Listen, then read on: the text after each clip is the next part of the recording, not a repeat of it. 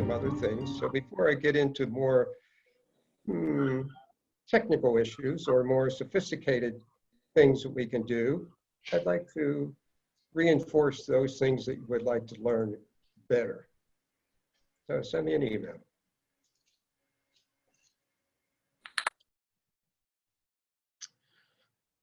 I will start today with what I call scrunch and stretch, and I'll explain what I mean by that, of course. I wanted to show you the images so that you get an idea of what I'm talking about.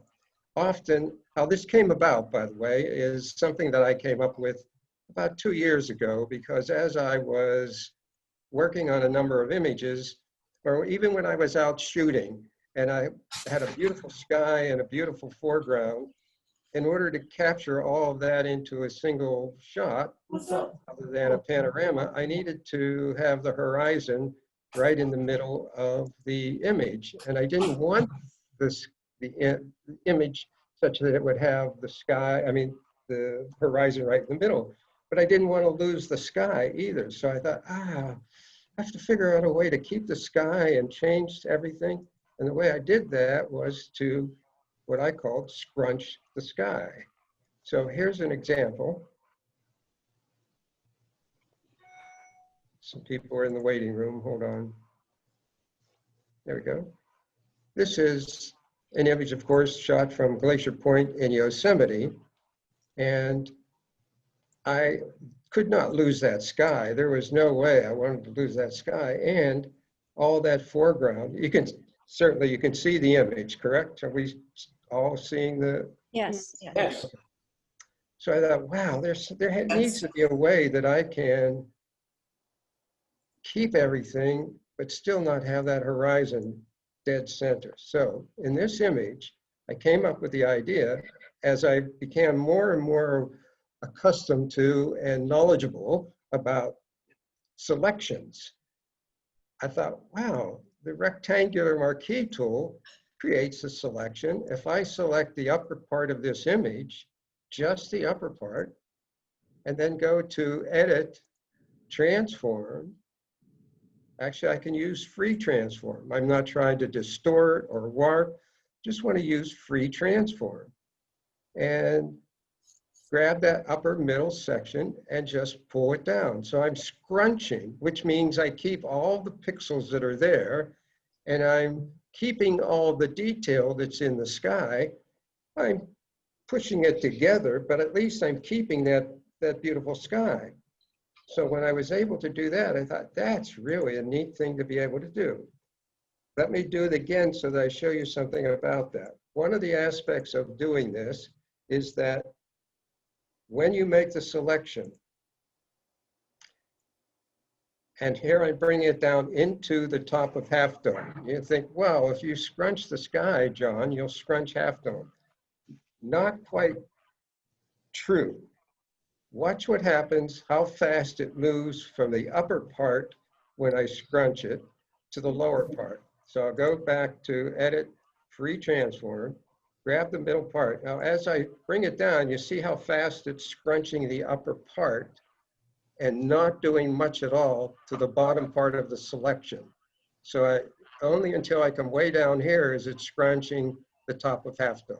And I don't want to do that, but I'll redo this. I wanted you to see that when you use this, it tends to scrunch it together at the top faster than the other part of it. So let me come out of this because I would not include Half Dome in the selection. John, question. Yes. Question is Charlie. I got a question for you. Yes. On your version, do you have to have the shift key down? Yes, I'm sorry, good question.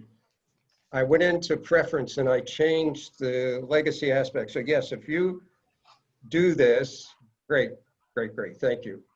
So I go to Edit, Free Transform. If you don't hold the shift key down while you do this, it skews the whole thing. They made that change in 2 versions before this one, I think, and I think it's strange that they do it. They should do it the other way, that if you want to skew it, you'd hold shift key. But you want to keep this the way it is, so you hold the shift key, put your cursor on that button at the top, and then bring it down. And you see I have it just above half dome, so I'm scrunching the sky and not affecting half dome size. Then I click the check mark at the top of the screen and remove, select, deselect, remove the dancing ants. Then get the crop tool and crop down. So I was able to change the image of where the horizon was and still keep everything that was in the sky. Let me come back to the open to show you the detail in the sky. And even coming down, cropping it and scrunching it, I think the sky even looks better. So I was really pleased with that. Then I thought, oftentimes I would want to have this image, something like this image, be more of a wide rectangular image. So, okay, I could go up to image size, unclick the little link here. See, that's holding them together. You see the little link here. If I click that, it turns that off, so I can change one and the other without changing both. If I have that on and I change the upper one to width change, it changes the height also. And I don't want to do that. So I'll turn that off, come back, image size, make sure the link is off, and I'll make this 17 inches wide. And you see the height stays the same at 11. Well, when I do that, it certainly made the image wider, which was what I was after, but I don't want all of the aspect on the right to change its perspective and to be made wider. I want only the portion on the left. So I thought, why don't I be able to stretch rather than scrunch? So if I come back to the image the way I have it and I say, let me just add a little bit to the left-hand side. I can either do that by using the crop tool, and if I stretch it out, it adds canvas. That's one way to do it. The other is that if I go up to image, canvas size, click the arrow, change the width to 17, it will add extra canvas on the left because I changed the arrows to move it to the left. So now I have extra canvas. I get the rectangular marquee tool, bring it down, and I want to stretch only that portion of the image. If I did it by doing just making the image size wider, it would widen half dome also, but I didn't want that. I want to change only the left side. So now I go to edit, free transform, hold the shift key, and stretch just that portion. So now I'm able to make this more of a longer rectangular image without affecting the dimensions of half dome, of half dome. John, I tried this the other day, and I did not hold down the shift key, and I got a message that said I had not selected any pixels. So the shift key is what selects the pixels. You probably had multiple layers, because it's not the shift key that selects the pixels. My guess is you had multiple layers, maybe an adjustment layer, and you didn't click on the pixel layer when you started to do the stretch or the scrunch. Duh. Remember, I always say there are three things to think about when something isn't doing what you wanted to do. One is, do I still have the right tool? Two is, do I have the correct options still up in the options bar at the top? And three, and maybe more importantly, am I on the correct layer? And often I've been doing something and not paying attention to whichever layer I'm on, and I look over and I have the adjustment layer or some other pixel layer, not the pixel layer I want to do something. That's what it was. I'm sure you just didn't have the pixel. Okay, duh. Should have known that. Now, in this case, you notice that I have changed the perspective of this image without changing the width of half dome. I'll come back to this. There's the original. You're reverberating. Getting an echo.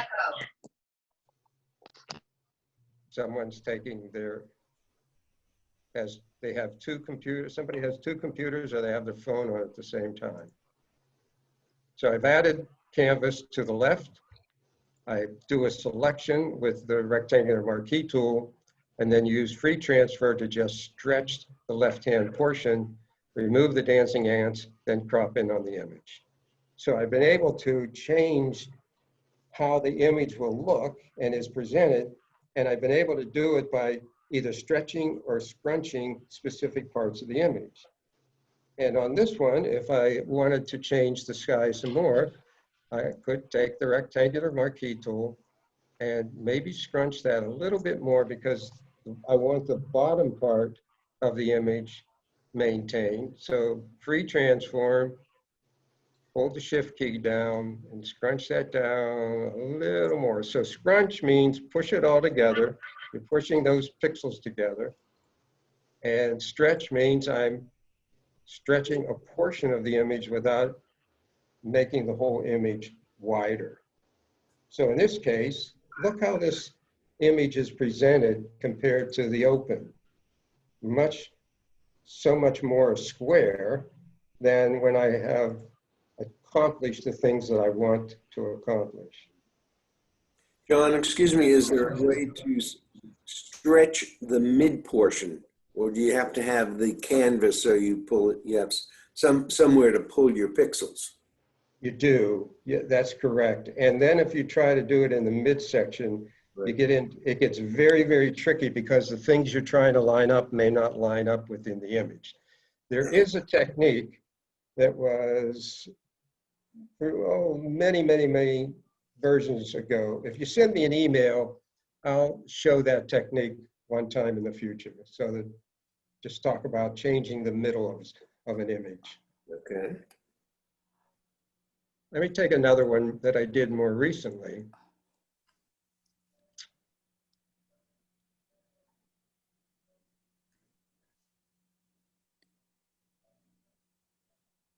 This is, for those of you who are around this area, this is the old mill at Berry College in Rome, Georgia. It's in between the lower campus and the upper campus. Very interesting old mill. And as I was standing there and came down along to the water and getting this is, by the way, a 3-shot panorama. So I have everything lined up that I want, but the horizon pretty much still is in the middle of things. But I didn't want to lose, and doing the composition when I was shooting it, I didn't want to lose some of this foreground. But I don't worry about that. I will get the rectangular marquee tool, bring it across that bottom section, and I will scrunch it. So I go to Edit, Free Transform, and scrunch it so that I can change where the horizon is. So look how that changes the perspective of the image. So I will accept that by clicking the check bar, remove the dancing ants, and crop.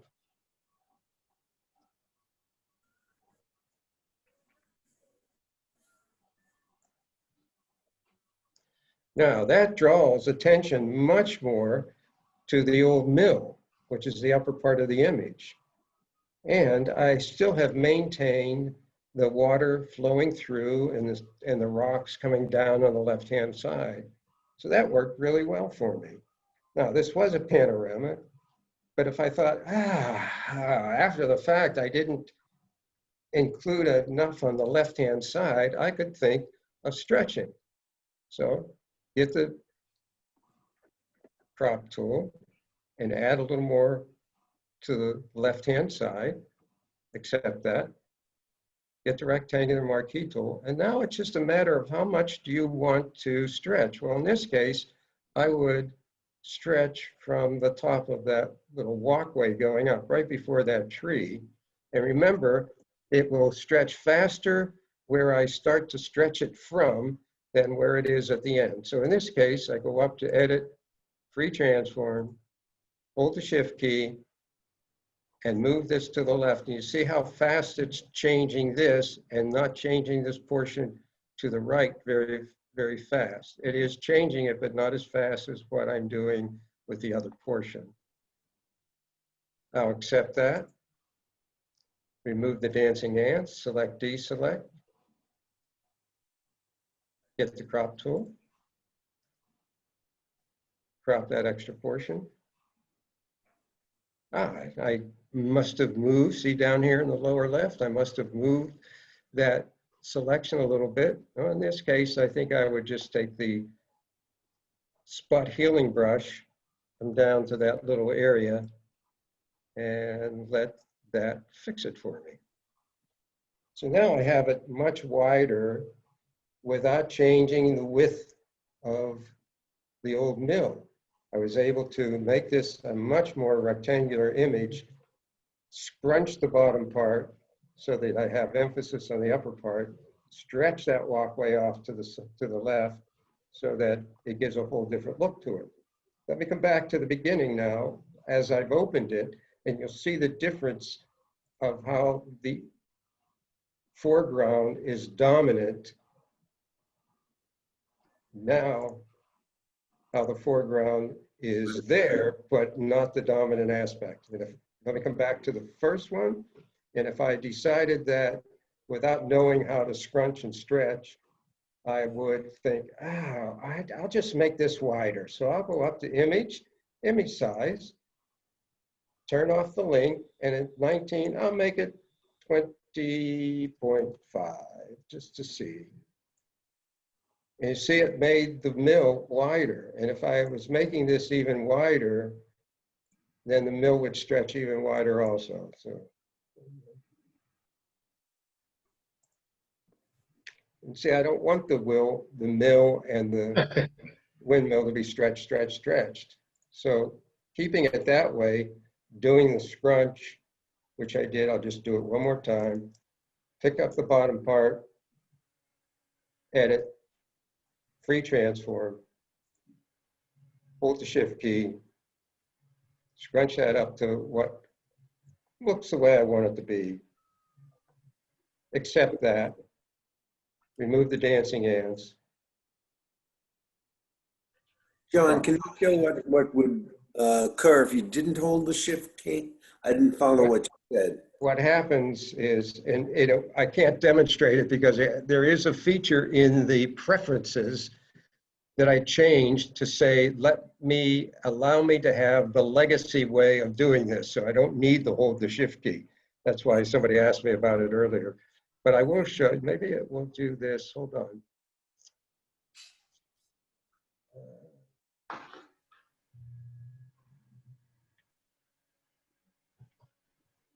I'll think about it. What happens is, I was trying to think of if I could demonstrate it in some way. What happens is, instead of keeping it even as you're stretching it, it pushes out the top part and squeezes in the left and right, and it just makes it a strange shape. Yeah, it does it proportionally, both horizontally and vertically. So that's in the preferences. Well, let me go there and see if we can find it. In preferences.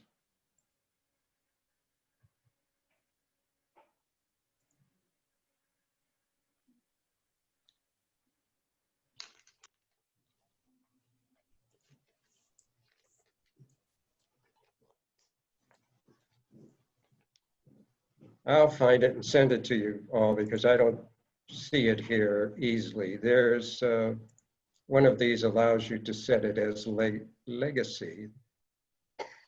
There it is. In general, under the general, right here at the bottom of the middle, use legacy free transform. Then if you have that checked, in fact, I'll uncheck it, come back.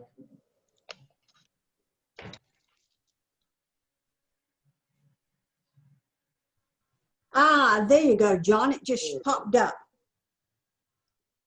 What I saw. I do it now that I have that and I don't have it checked, and I do say I do a stretch, and I don't hold the shift key. See what it's doing? Uh-huh. And The whole thing. too often I would forget to hold the shift key. Of course, you can hit the escape key, come back, hold the shift key, do that kind of thing. So it's not a big deal. But if you go up to Edit, Preferences, General, and turn on Use Legacy Free Transform, you don't need to always be remembering to hold the shift key. John, when you stretch, does it put more space between the pixels? So does it affect the resolution? It doesn't affect it greatly unless you were really moving it a lot. But yes, it is stretching the pixels. It's not generating new pixels. It's stretching them a bit. So you want to start with a large file. I always recommend when you're shooting, you should be shooting at least keeping RAW files and JPEG if you're shooting both, but I only shoot in RAW. And when I bring my images in, I keep the RAW files really pristine. And when I work on something, I save it as a TIFF, so I'm saving even more pixels. If you bring an image in and save it as a JPEG, it compresses it. Every time you open that JPEG and do something to it, it compresses it again. So be very careful about your JPEGs if you intend to make quality prints at some point. You want to keep the images you may want to make a print from as a TIFF. Make it a JPEG when you want to send it off somewhere or put it on a monitor or on your website. But in relation to making a print, you want to keep that either a TIFF file or a PSD or a PNG, because that keeps all the layers. It doesn't scrunch, it doesn't compress, and it keeps all of your pixels. Now, the other part is, suppose I have an image that I really want to have as many pixels as I can get. Well, in that case, not have as many as I can get because I have them, but I want to scrunch and get some really good pixels back because I want to make this bigger. In that case, I don't want to go through this today. In that case, I use Topaz Labs Gigapixel, which really generates some beautiful, beautiful pixels. So you can increase an image twice, 4 times, and 6 times the size of the original. And it really does a great job. I'm not pitching to sell Topaz Labs software, but it really is good. I've used that a number of times. John, Yes. how do you just increase the white space before you make the stretch? I'll come back to this.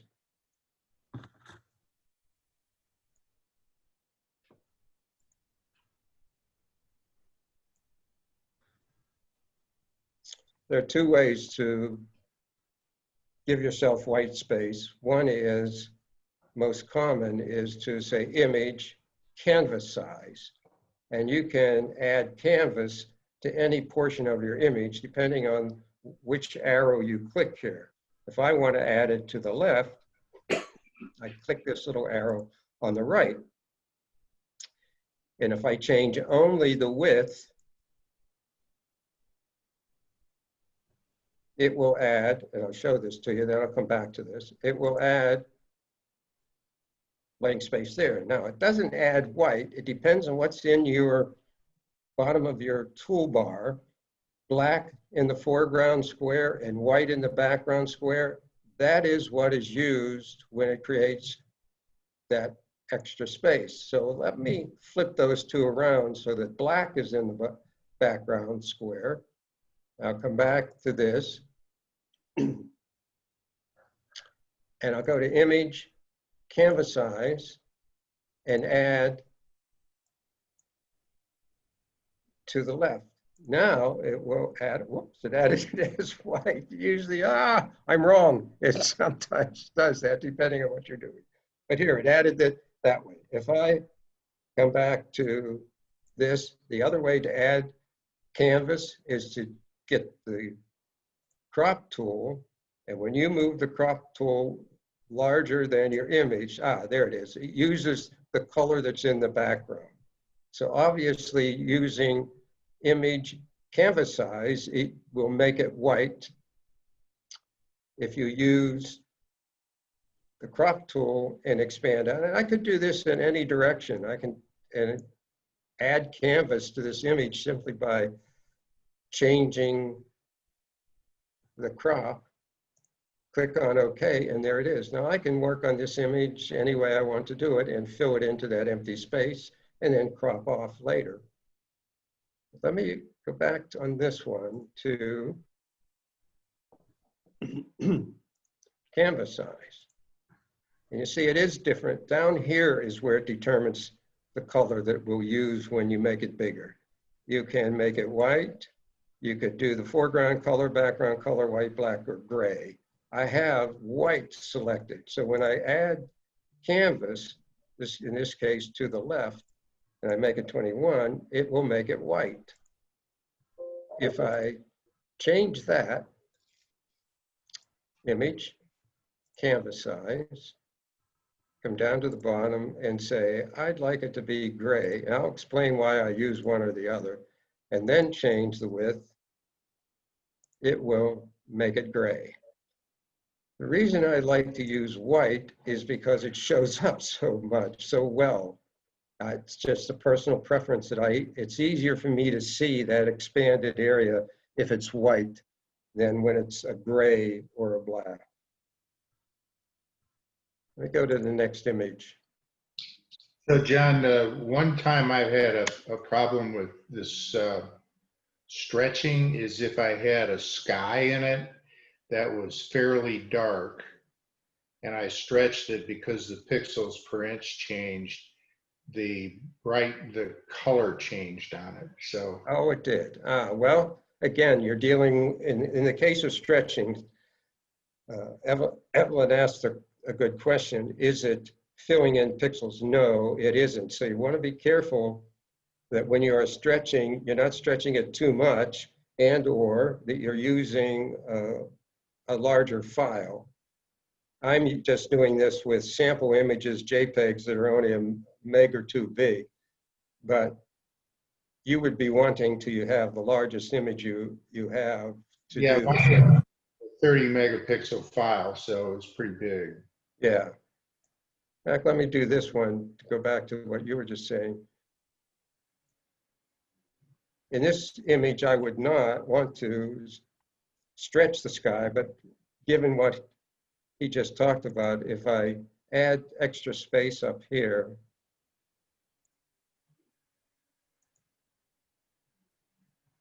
and get the marquee tool, be very careful of what you're selecting. And if you select something that's very small like this, excuse me, something that's small like that, and then stretch it, you're stretching too many pixels. So when you decide that you want to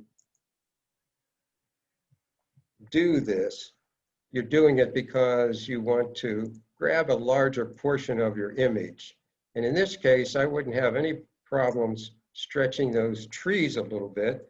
They would actually work in conjunction of what I wanted to do. So edit, free transform, hold the shift key if you haven't done that. You see how it is moving all the pixels. And if I did, so this would work. But if I come back and do only a small slice like that, edit, free transform, hold the shift key. Now I'm stretching those pixels. And if you're not dealing with a large enough original file, you can run into some problems of noise and things like that. So it's not the cure-all to everything, but it's a neat little feature that I've used many times on some images because I am working with very large files.